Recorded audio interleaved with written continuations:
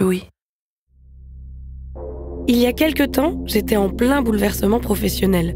Je me sentais déconsidérée, pas vraiment respectée, impuissante surtout. Et une nuit, à 4h du matin, je me suis réveillée avec une rage terrible au ventre. Un truc que je connaissais pas. Vraiment inédit pour moi. J'étais dans mon lit et je ne savais pas quoi faire de cette boule d'énergie que je pouvais presque sentir. Vous voyez les grosses boules de feu là dans Dragon Ball Z ? J'avais ça dans le bide. J'ai reconnu la colère, l'émotion pure, le concentré plus. Autour de moi, tout le monde dormait. Je me souviens qu'en plus, toute seule, en train d'essayer de ne pas exploser dans mon lit parce que je voulais réveiller personne, je me suis dit que de toute façon, cette colère, je pourrais pas l'exprimer. Que ça allait gêner les gens, qu'ils allaient minimiser et que ça donnerait une mauvaise image de moi. Je me disais, en plus, si je commence à dire des choses, je vais perdre le contrôle. Bref, je sentais simultanément l'intensité de cette colère et l'impossibilité immédiate de l'exprimer. Et donc cette nuit-là, j'ai fait les 100 pas, j'ai crié dans mon oreiller, j'ai tapé dans des trucs, et puis au bout de 2 heures, j'ai réussi à m'endormir. Et 2 jours plus tard, j'ai eu une maxi-angine blanche et un abcès dentaire en même temps. Je crois que c'est de là, très exactement, que me vient cet épisode sur la colère. Qu'en faire avant l'abcès dentaire ? Que faire de ces colères qu'on nous intime de ne pas exprimer avant qu'elles ne nous détruisent nous ou les autres autour de nous ? Je suis Marie Misset, bienvenue dans Émotion. Je me suis sentie soulagée, j'avais trouvé les gens qui parlent de ce que moi je vis. Ça me fait rire. Là, il y a les lumières, elles se sont allumées à tous les étages. J'ai tellement adoré que je me suis dit, et j'en veux encore. Mais j'avais pas vu venir ça du tout, mais quoi ? Mais je suis à fond. Émotion.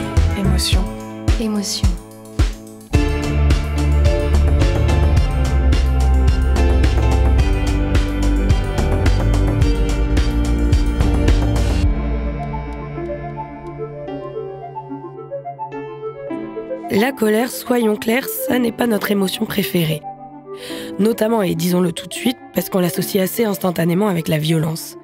D'ailleurs, ça commence très tôt, l'idée que la colère ne doit pas être exprimée. Très jeune, on comprend que c'est une émotion un peu à part, qu'il faut veiller à mettre en sourdine.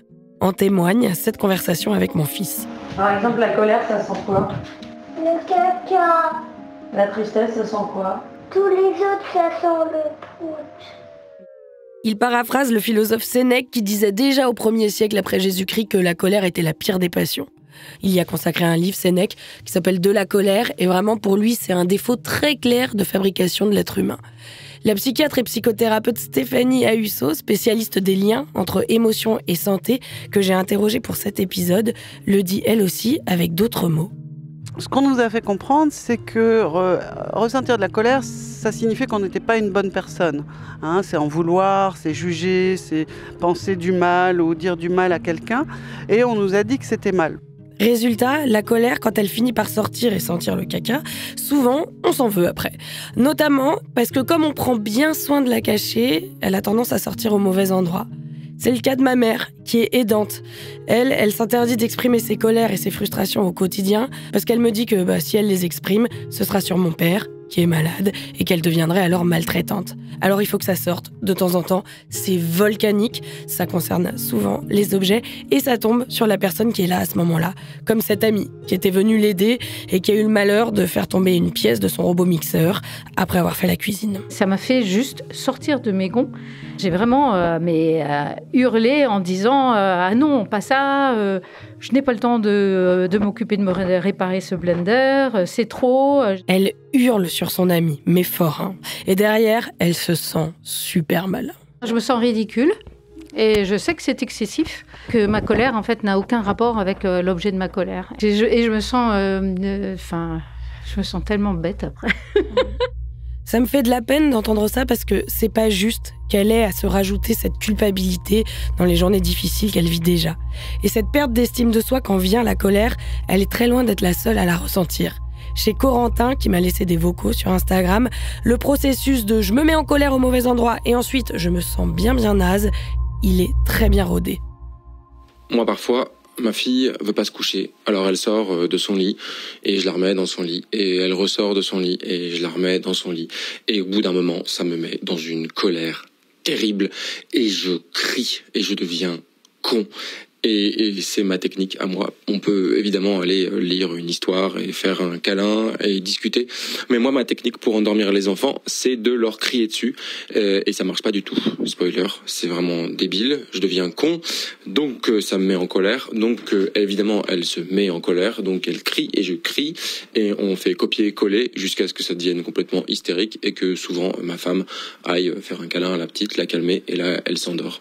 Peut-être parce qu'elle a vidé toute la colère qu'elle avait en elle. Et une fois que je suis tout seul sur mon lit et que j'ai bien crié comme un abruti, je me dis que non, je suis pas en colère du tout contre elle. Je suis en colère contre moi, je suis en colère contre mon père, parce que moi aussi, mon père, il criait comme ça. Et je fais exactement pareil. Et je me dis, c'est pas possible, je fais la même chose. Et du coup, après, je suis tout triste et je me dis, non, mais je suis trop nul. À la colère, émotion déjà désagréable et brûlante, se rajoute donc la honte et le sentiment d'être une personne nulle. La colère devient donc une émotion caca au carré, voire au cube. 1, c'est désagréable. 2, on y rajoute de la honte, de la culpabilité et une perte d'estime de soi. 3, elle est quand même là, et si on ne l'exprime pas, elle sort au mauvais endroit, au mauvais moment, sur la mauvaise personne, et de manière disproportionnée. Et on en revient au point 2. Comme dirait Corentin, on aurait envie de trouver un moyen de ne pas nourrir ce cycle infernal. Donc ça sera intéressant dans ton podcast de savoir comment tu stoppes cette colère. Comment tu mets un bâton dans la roue de la colère? Cette double souffrance qui est provoquée par la colère et son expression, elle a poussé Véronique à m'écrire un message très vite quand elle a reçu mon appel à témoignage. Sa colère, elle ne sait tellement plus quoi en faire qu'elle a tout envisagé pour la traiter ou pour l'expliquer. En fait, moi, j'ai cru pendant longtemps que la grossesse et enfin surtout ce qui vient après la grossesse, le fait d'élever des enfants, enfin tu vois, le fait d'avoir une famille, m'avait provoqué un trouble psychiatrique, un trouble mental. Mais vraiment, je suis hyper à l'affût de ça, quoi. Je suis prête à entendre que je suis bipolaire, je suis prête à entendre que je suis borderline. Je me suis un peu renseignée sur ces trucs-là et aucun psy n'a voulu me faire le diagnostic, quoi. Je suis même allée me faire j'ai essayé d'aller à Sainte-Anne pour me faire interner un jour. J'ai entendu mon mec utiliser le mot changement de personnalité ou quoi. Ça m'a fait hyper peur, vraiment. Et il se trouve qu'on venait de s'engueuler. C'était un dimanche. Et donc, je suis partie, j'ai pris le métro, je suis allée à Sainte-Anne direct. C'était un peu dur. Et j'ai vu un psychiatre, quoi, qui m'a tout de suite dit, pardon, madame, on va pas pouvoir vous garder, enfin... Mais donc, ta colère, elle te terrifie. Il y a un truc qui te fait super peur, quoi. Ouais, ça me fait hyper peur.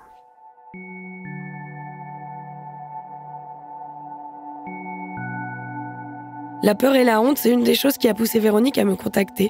Quand je suis arrivée chez elle, j'ai eu du mal à faire le lien entre elle et le monstre de colère qu'elle décrit.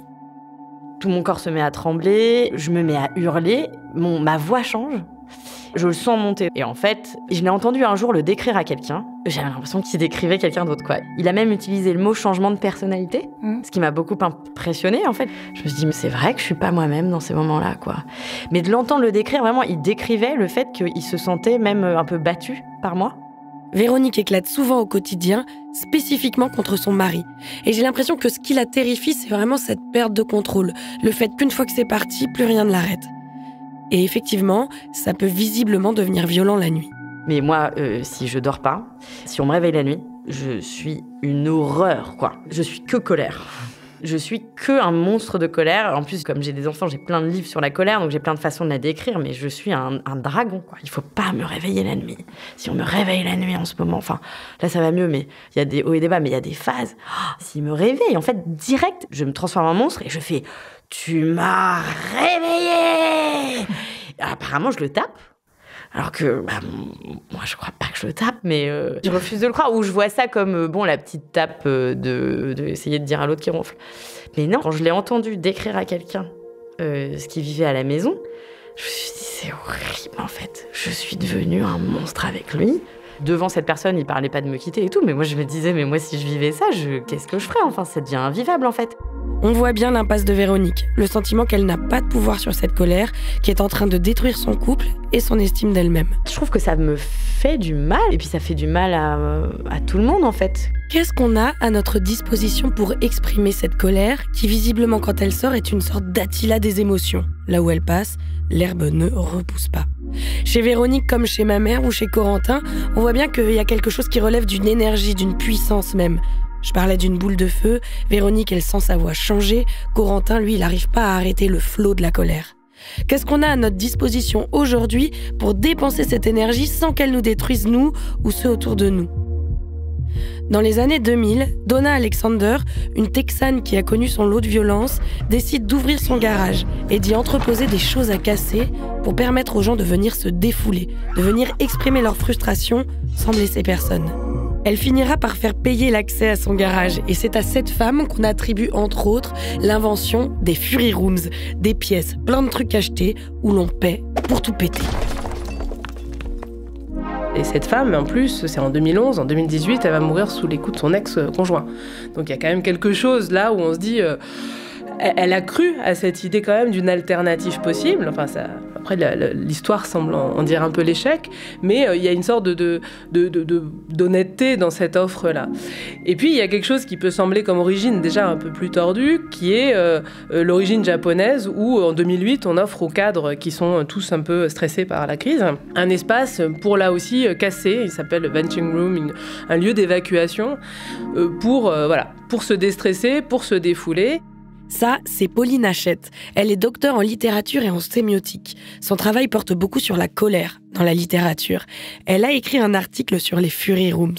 Parce que par extension, elle s'intéresse aux dispositifs que notre société met en place pour canaliser la colère.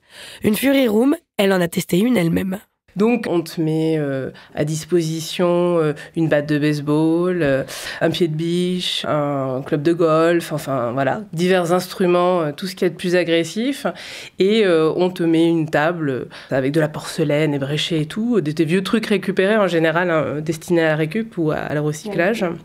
Et t'as le droit de casser. T'as le droit de casser pendant un quart d'heure, c'est vachement bien défini. Mettons à peu près un quart d'heure, ça va être 70 €. Hein, on est quand même sur des sommes assez phénoménales. Astronomiques pour pouvoir casser quand même des vieilles boutanches qui sont dans ta poubelle normalement. Sur Fury Room Paris, j'ai regardé, c'est 40 € les 20 minutes pour une personne et 79 € pour deux. J'étais là avec une amie, on s'est retrouvés à la fin finalement à être plus chauffés, plus excités que ça, et sur une histoire on avait été obligé de payer pour un meuble qui finalement n'était pas expressément dedans à casser, alors qu'au fond, on s'en fichait un peu. Le ton est monté et je me souviens du gérant qui nous dit « Oh là, je vous trouve un peu agressive ». Au cœur d'une Fury Room. Vous êtes arrivée toute tranquille, quoi. Et alors, non seulement on est arrivée toute tranquille, en gloussant, en rigolait, etc., mais en plus, je pense que la plupart des gens arrivent tout tranquilles. C'est là qu'il y a un truc faux aussi dans la Fury Room, c'est que personne n'arrive vraiment en colère. Personne ne réserve 3 jours avant sa colère. Personne ne vient vraiment, il est en colère ou a envie de claquer tout ça à ce moment-là.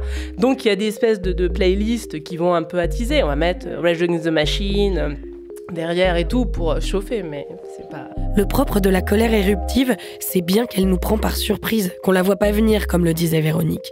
Et ça dit bien, du reste, que la colère, c'est une émotion à libérer dans un espace clos, isolé, à l'écart, pour que surtout, elle ne nous contamine pas. Tu dois te détoxer de tes émotions complètement conçues comme négatives. Et finalement, on revient sur ce schéma. Il y a une réprobation générale. C'est négatif. C'est pas juste désagréable à recevoir ou à expérimenter. C'est pas bon socialement. Et on voudrait pas trop voir ce que ça soulève comme sentiment d'injustice, comme valeurs qui se sentent comme ça attaquées. Et donc là, il y a aussi ça, hein, rien n'est verbalisé, quoi. Tu viens casser, tu payes en ligne avant, tu viens casser, tu ressors. Il n'y a aucune verbalisation, aucune élaboration, rien qui vient un petit peu étayer ton sentiment. Donc même pour toi-même, ce qui me semble assez clair, c'est que tu vas pas mieux le connaître après. Dans ces Fury Rooms, on a donc réussi à monétiser la colère, à se faire une belle entreprise de cette émotion très encombrante qui revient régulièrement. Mais le problème, c'est que ça marche pas. C'est d'ailleurs ce que m'a confirmé Stéphanie Ahusso, notre psychiatre et psychothérapeute spécialiste des émotions, quand j'ai évoqué l'idée que peut-être casser des trucs, ça pourrait faire du bien à sa colère. On croit aussi que si on pète des trucs, si on casse quelque chose, ça va nous soulager. Ça va vous soulager 10 secondes, mais ça va rien changer.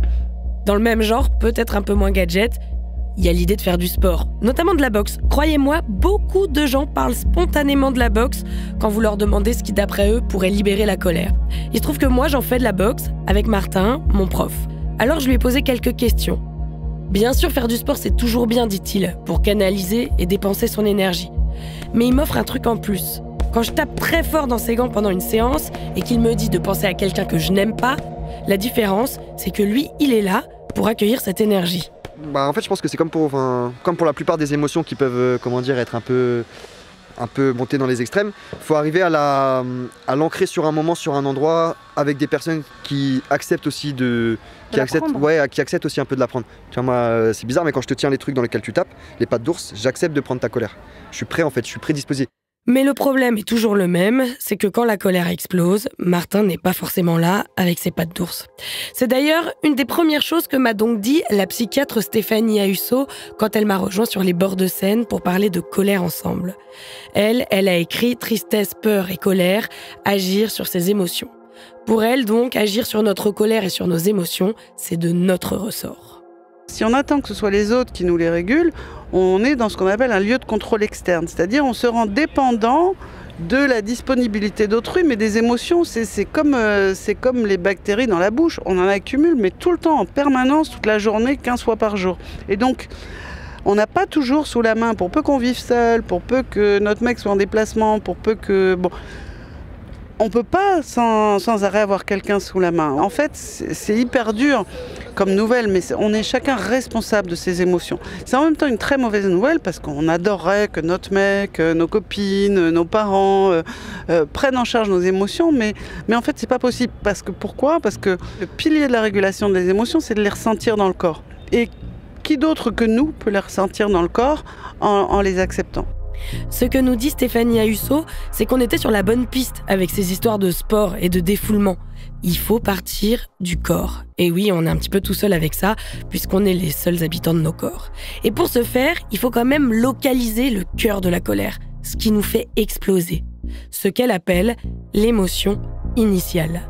Chez Véronique, l'émotion initiale, par exemple, c'est quand elle ne se sent pas écoutée. C'est ce qu'elle m'a dit quand je lui ai demandé ce qui la déclenchait.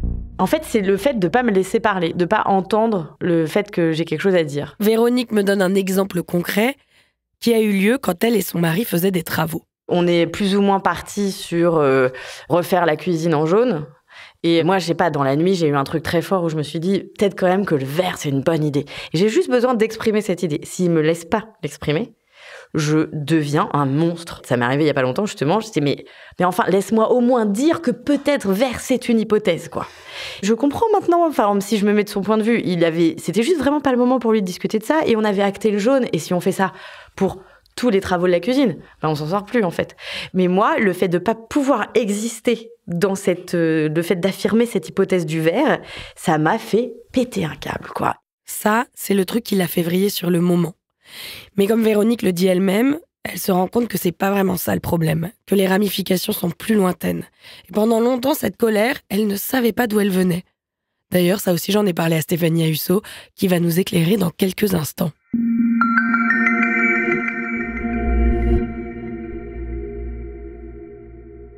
J'ai demandé à Stéphanie Ahusso si ça arrivait souvent qu'en fait la colère cache d'autres émotions. Je pense notamment à cette citation de l'auteur des Mondes de Narnia, Carl Staple Lewis, qui dit « Je suis restée assez longtemps avec ma colère jusqu'à ce qu'elle me dise que son vrai nom était chagrin ». Tout à fait. C'est très souvent, moi je sais que en consultation, les gens qui arrivent en colère, derrière, il suffit de gratter un peu, il y a des besoins qui n'ont pas été nourris, il y a des choses...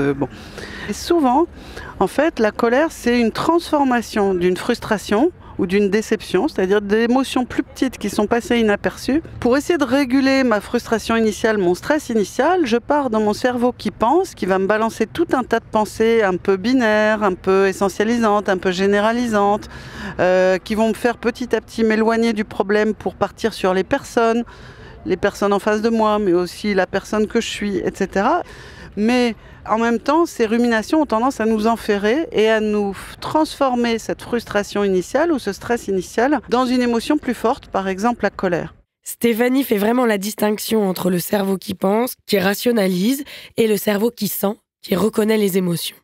Quand notre cerveau qui pense s'emballe en essayant de nous protéger de ces émotions initiales désagréables, on peut se sentir acculé. Quand on est en colère, on a tendance à se sentir un peu victime. Et quand on est victime, on peut plus agir en fait. À part en claquant la porte, ce qui vous fait du bien, pareil 10 secondes, mais ensuite on s'en veut, puis les choses vont se répéter ailleurs. Donc voilà. Ou alors à subir, ce qui n'est pas non plus satisfaisant.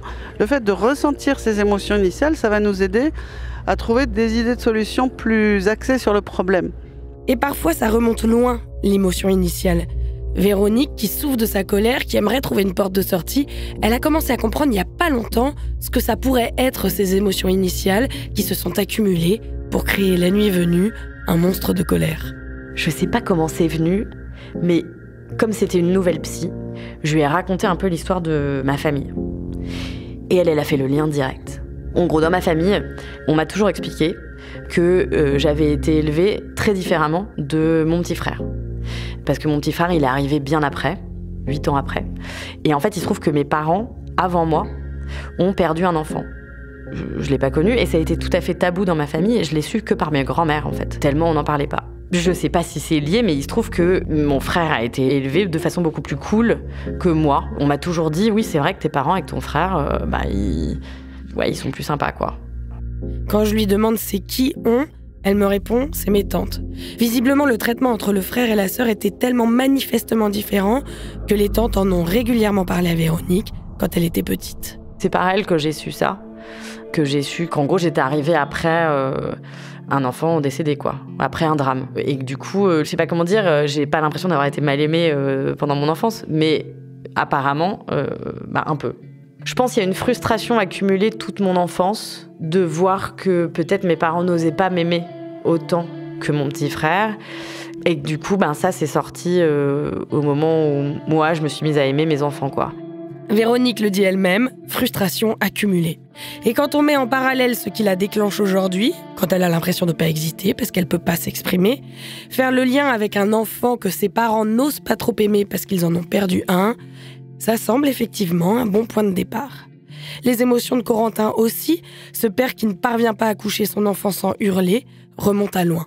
En fait, ma manière de me mettre en colère contre elle, c'est une manière de me mettre en colère contre moi et indirectement contre l'héritage un peu brutal de nos parents, qui étaient un peu en colère contre l'héritage brutal de leurs parents. Et bref, toute cette situation est complètement débile.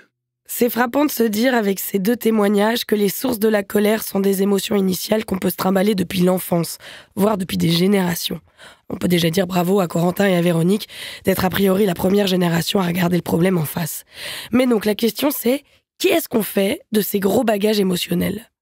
Mais le plus important, c'est de les ressentir dans le corps. C'est-à-dire, c'est hyper légitime de ressentir ce mal-être, cette colère, voilà. Où est-ce que je ressens dans le corps ? Et là, il faut essayer de faire une sorte de petit travail où on ferme les yeux, on laisse son souffle se rapprocher de la sensation d'inconfort. Donc on va vraiment dans la sensation physique pure, dans la douleur qui est toujours associée aux émotions. Et c'est en faisant ça qu'ensuite, on va davantage pouvoir se mettre sur des voies de bonnes idées, de choses à faire, de solutions à trouver, etc. Avec le corps ? Avec le corps, oui. Et c'est pas du tout intuitif. Se ressentir comme ça s'appelle l'interoception.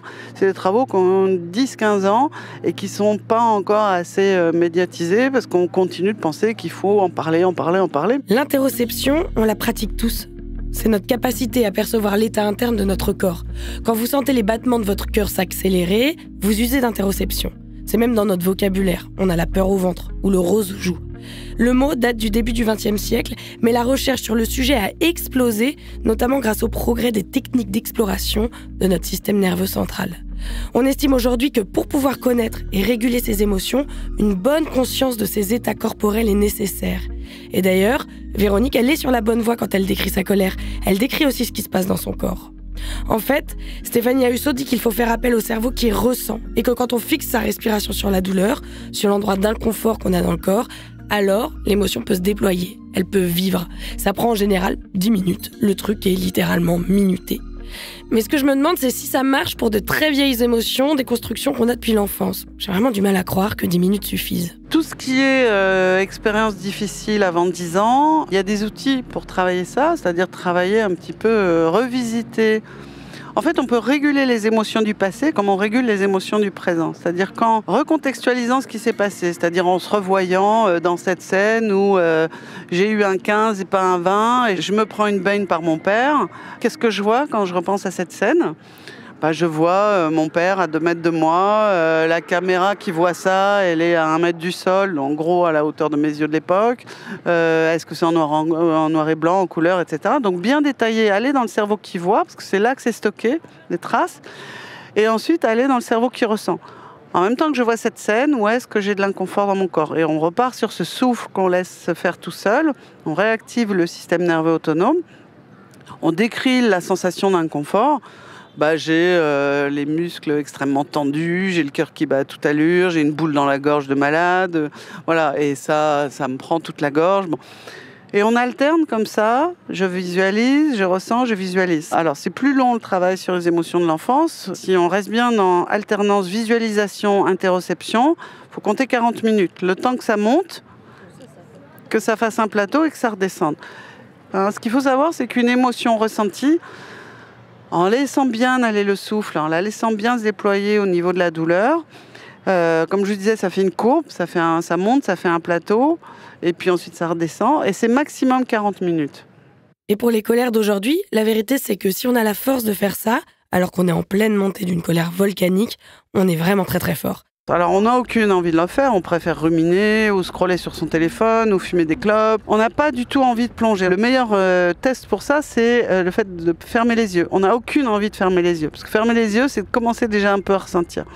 Mais si on fait ça régulièrement et si on apprend à avoir de moins en moins peur de l'expérience de nos émotions, le lendemain, on voit qu'on est vachement mieux, qu'il y a plein de choses qui s'apaisent, qu'on voit les choses différemment, etc. Quand on pleure un bon coup et qu'on s'autorise à pleurer, c'est hyper important ça, d'accepter de pleurer. À l'inverse, on voit que et nos pensées et nos comportements se réajustent. Stéphanie Ayuso me dit qu'à ses patients, ce qu'elle prescrit, c'est pas des médicaments. Ce que je prescris à mes patients, c'est les crises de larmes. Je leur dis, mais vous chopez n'importe quelle musique triste, ou vous regardez sur la route de Madison, vous mettez la scène dans la voiture, ou vous prenez ce que vous voulez, mais vous essayez de vous entraîner à laisser aller les larmes, puis ensuite vous rebootez un petit peu sur vous, sur des choses notamment de l'enfance douloureuse, mais de restimuler. Parce que c'est toujours ce même système nerveux autonome, là, le parasympathique, celui du relâchement. Le système nerveux parasympathique, c'est l'une des 3 divisions du système nerveux autonome, celui qui s'active sans qu'on lui demande rien. Et celui-là, il permet à notre corps de se relâcher, de se détendre. C'est passionnant, l'idée relativement nouvelle que c'est ce retour au corps qui seul peut nous aider non pas à gérer, mais à réguler nos colères. Lâcher le cerveau pensant qui fabrique, qui bombarde de pensées pour retourner dans la sensation. Mais c'est pas la chose qui m'a le plus soufflé dans ce que m'a dit Stéphanie Ayuso. On a souvent l'idée reçue que pour réguler nos émotions, c'est-à-dire pour les transformer en des actions utiles pour nous, il faudrait les exprimer.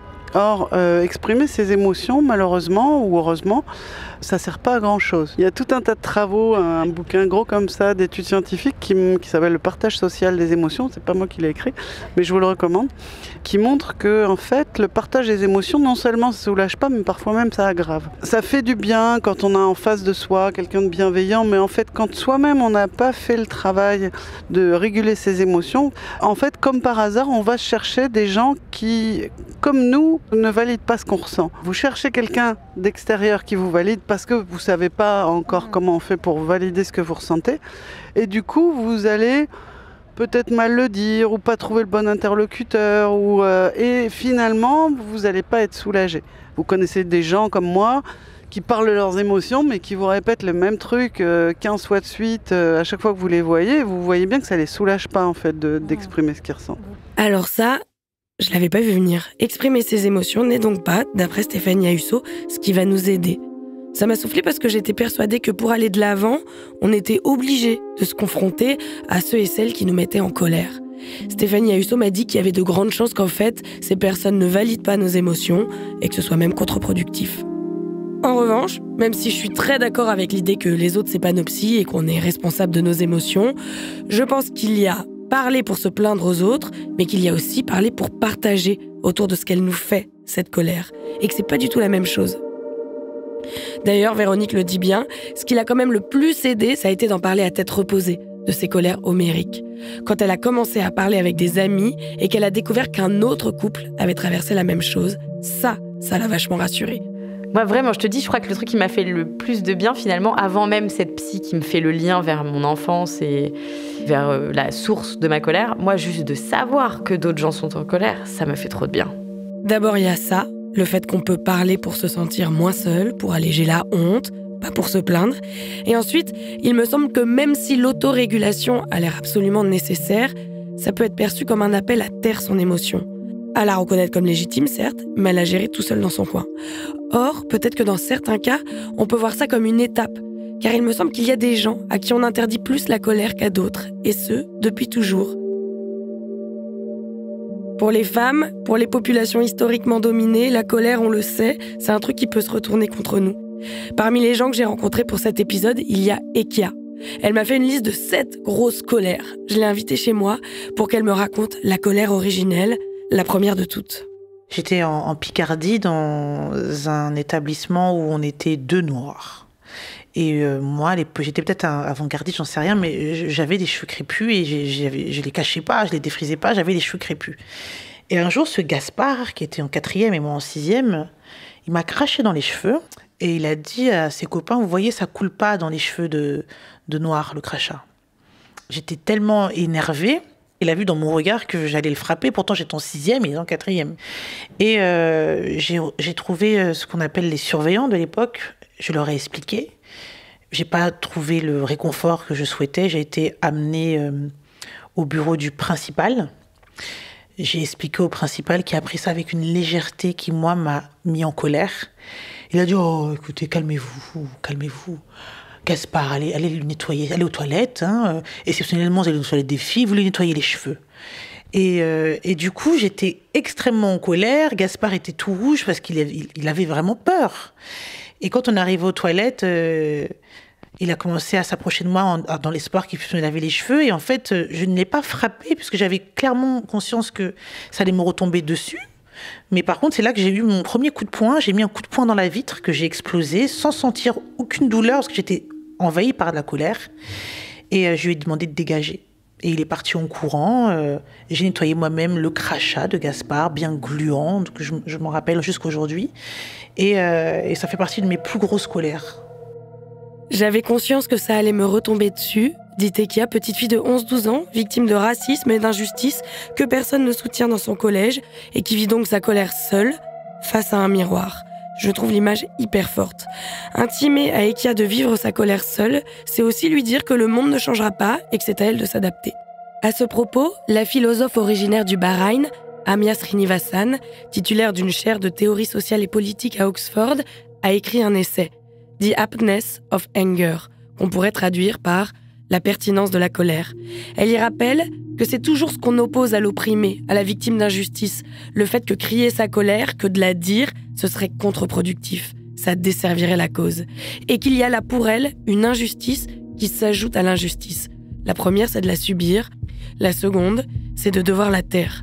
Elle estime que quand on parle de colère, notamment dans la philosophie antique, on parle toujours d'hommes libres, en colère, qui ont une capacité d'agir. Mais jamais de femmes et d'esclaves, dont la colère n'est même pas pensée, encore moins permise. Avant de déterminer si la colère est efficace ou non, il faut donc commencer, selon elle, à faire de la place à la colère de ceux qui en ont été dépouillés.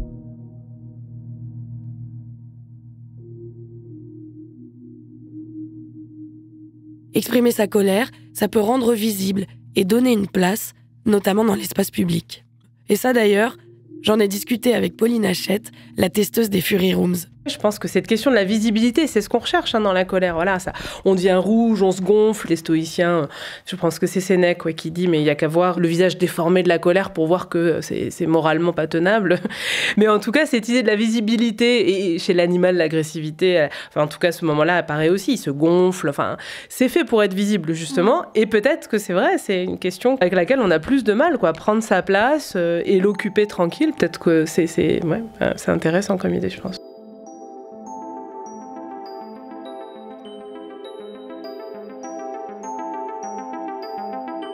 Depuis le début de ma petite enquête, j'essaye de parler avec Ferris Barkat.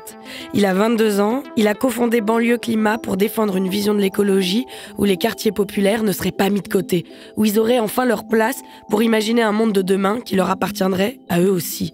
J'ai finalement réussi à l'attraper alors qu'il sortait d'un studio de radio. Ferris Barkat, si son activisme a commencé avec de la colère, une colère individuelle, son moteur aujourd'hui, c'est le collectif. Je pense que la colère, c'est aussi un formidable moyen de rassembler. Quand tu arrives à rassembler des gens qui ont la même expérience, enfin le même vécu, ou en tout cas qui arrivent à comprendre ce que tu as vécu, il y a une colère qui peut se partager. Et moi, je dis toujours que c'est ça qui m'a motivé à monter tout ce que j'ai essayé d'entreprendre. C'est qu'à la base, j'avais pas envie d'être tout seul dans ma colère. Parce que je constatais des trucs, je constatais des injustices et je me suis dit, mais c'est une folie qu'on ne s'en rende pas compte. C'est pas l'injustice en elle-même qui était une folie. C'était le fait que les gens avec qui j'étais, j'avais pas les moyens, les capacités peut-être intellectuelles ou je ne sais pas, de leur dire mais c'est une dinguerie. Et donc cette colère-là, je voulais la partager. Une fois qu'elle se partage, elle se dilue, elle se dissout. Quand il la partage, la colère se dissout. Comme Véronique, le fait de ne pas être seule dedans, même si ça a eu une portée beaucoup plus politique ici, ça lui permet peut-être de ne pas ruminer, comme disait Stéphanie Ahusso. C'est-à-dire que si j'avais été tout seul dans ce combat, j'aurais pas tenu. Là, on est tellement. J'ai l'impression de la relativiser en disant t'es aussi au courant de ce qui est en train de se passer à Marseille, là, la pollution de l'eau et les gens qui meurent. T'es au courant ? Ok, bah si t'es au courant, t'es avec moi, on avance ensemble. Moi, ça me décharge un petit peu de ça. Et parfois, on n'a pas forcément besoin d'avoir des gens qui règlent nos problèmes. On n'a pas forcément besoin des gens qui vont commencer à trouver des solutions. Mais on a juste besoin d'être compris dans ces colères. Reconnaître d'abord qu'il y a eu quelque chose qui est inadmissible et que tu le partages avec moi.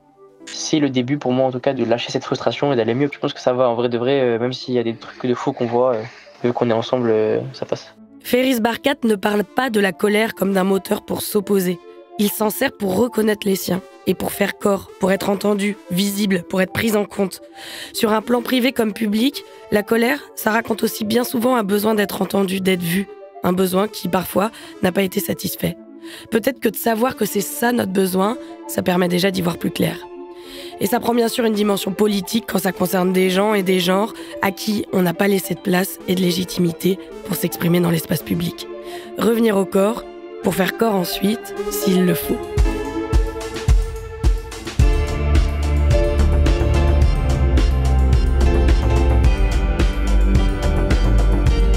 Je suis Marie Misset et vous venez d'écouter Émotion, un podcast de Louis Média. J'ai tourné, écrit et monté cet épisode. La réalisation sonore est de Renaud Vatine. Elsa Berthaud est en charge de la production. Et si cet épisode vous a plu, vous pouvez nous laisser plein d'étoiles sur votre appli préférée. Vous pouvez aussi nous envoyer vos retours à l'adresse hello@louismedia.com. À dans 2 semaines.